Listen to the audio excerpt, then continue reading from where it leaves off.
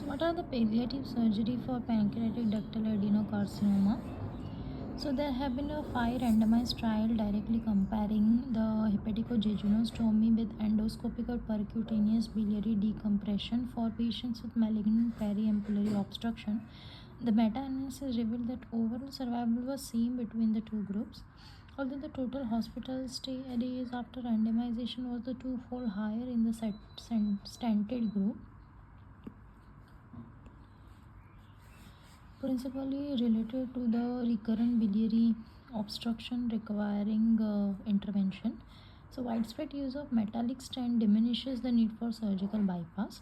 Surgical bypass is reasonable to perform if a patient is found to have a loco-regionally unresectable disease intraoperatively, and access to the bile duct is safe.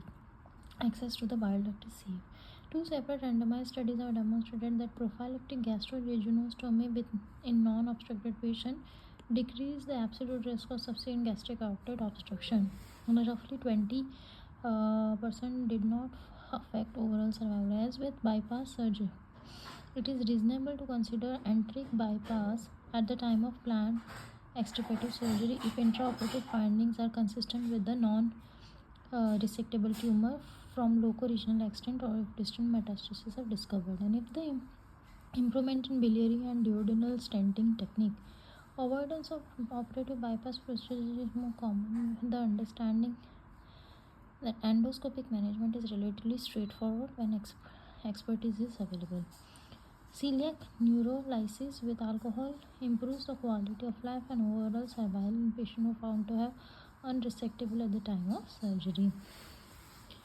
Now, what is this international study group of pancreatic surgery ISGPS contributions? Surgery related mortality after pancreatic duodenectomy especially has improved dramatically since 1970 and is lower than 5% in most of the high volume centers. Morbidity following pancreatectomy remains as high as 50 to 60%, but most complications are minor and recoverable. Complications specific to pancreatic duodenectomy includes post-op pancreatic fistula in 20%, delayed gastric emptying in 15%, and superficial wound infection in 10%. Bi-lead duodenal gastric leak, they are infrequent. Post-pancreatectomy hemorrhage is uncommon but is associated with high mortality.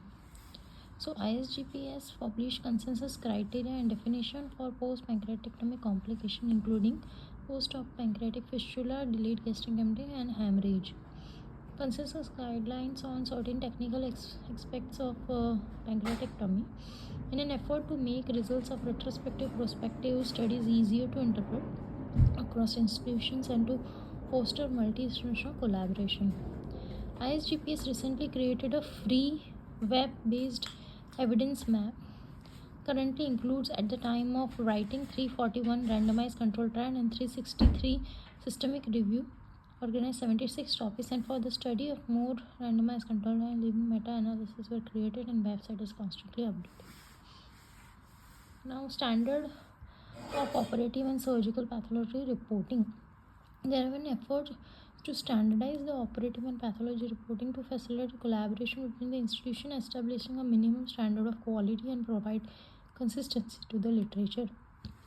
With regard to the operative dictation, specific description of anatomical resectability like relationship to the mesenteric vessels and evidence of the metastatic disease is important.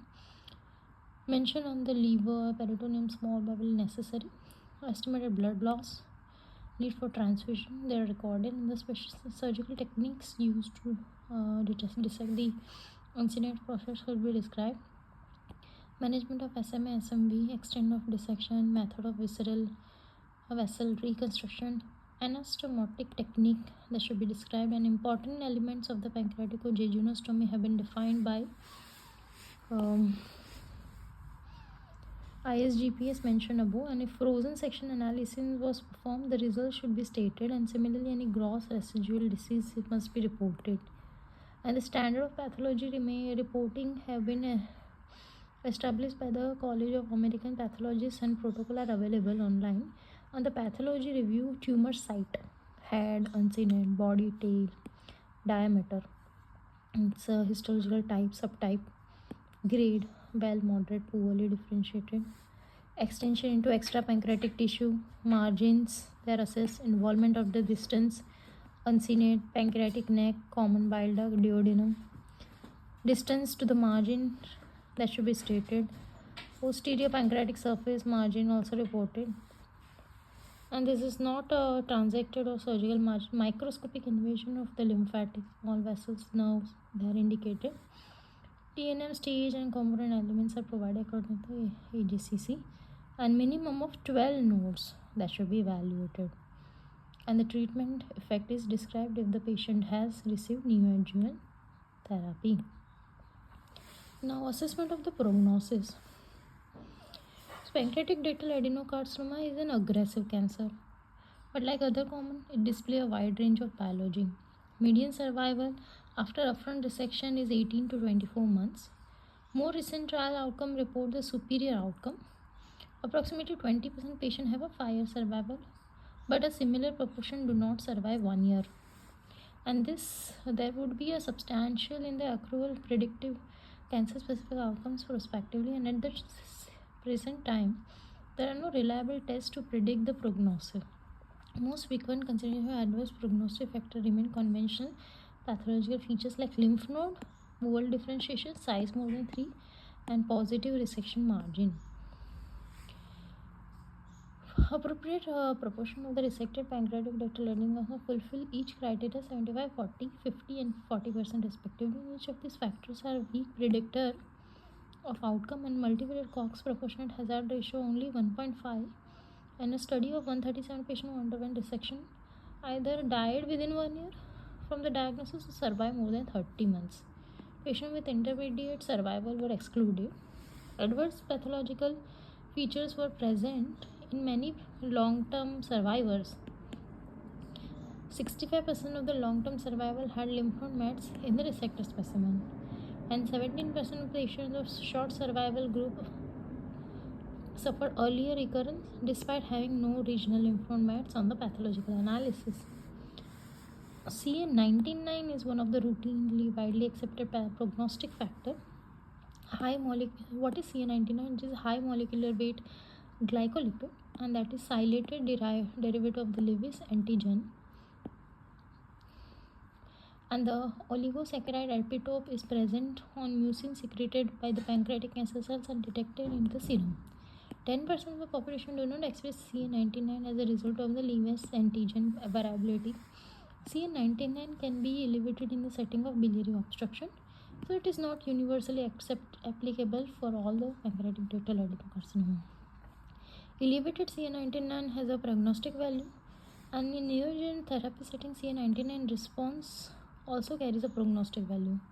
Optimal value percentage decreases has not been conclusively proven. Failure of an elevated CA19-9 to decrease post operatively is a prognostic for decreased survival. And in a landmark ad hoc analysis of RTOG 9704 adjuvant trial, the elevated CA19-9 more than 180 unit per ml drawn 1 to 2 months after resection was associated with the poor survival, and emerging data for circulating tumor ctDNA and radiomics, they are potentially compelling but do not have been in a large studies or proven to outperform serum CA19-9, and therefore has not yet been incorporated into standard practice. Now, pattern of failures. So while overall survival after resection of pancreatic ductal adenocarcinoma is of roughly 18 to almost 2 years, and many patients recur within a year, and overall survival after recurrence is similar to that who present with a metastatic disease, which makes sense institutionally as these patients are considered to have a metastatic disease. Recurrence have been reported in virtually every organ site, but most common occur at the retroperitoneum. Liver 51%, peritoneum is 35%, and lung 15%.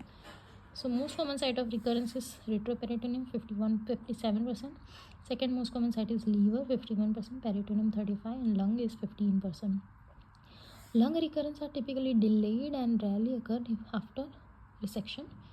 Unstudied recurrence pattern after pancreatectomy from MSKCC reported 12% patients have isolated loco-regional recurrence, 33% have isolated distal recurrence, and 46% have both loco-regional and distal recurrence.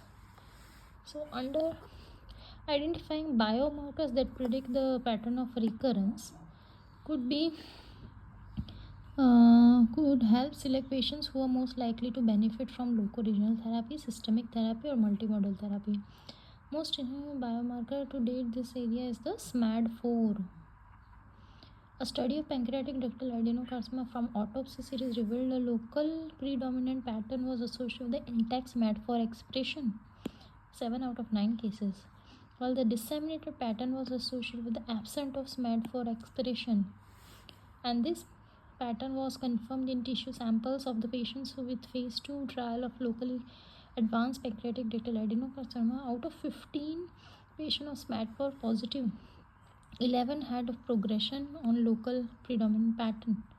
In contrast, 10 out of 14 patients absent SMAD4 had distant spread. And this study suggests that patients with intact SMAD4 pancreatic ductal adenocarcinoma benefit from adjuvant radiation, while those with absent SMAD4 only receive systemic therapy. So, a study of dissected pancreatic ductal adenocarcinoma samples revealed that resection after altered the natural history of pancreatic ductal carcinoma recurrence, such as SMAD4 status, is no longer predictive of recurrence pattern after a profound selection pressure of a survival surgical intervention. On multivariate analysis, patients without regional lymph node mets had an increased risk of they had an increased risk of local only recurrence and typically a relatively delayed fashion. This has been validated in series and suggests that patients without lymph node mets should be considered for adjuvant chemoradiation. Future studies needed to better define a personalized approach. It is likely the systemic control improves with newer chemotherapy regimen, and importance of local recurrence and control will be more critical. Thank you.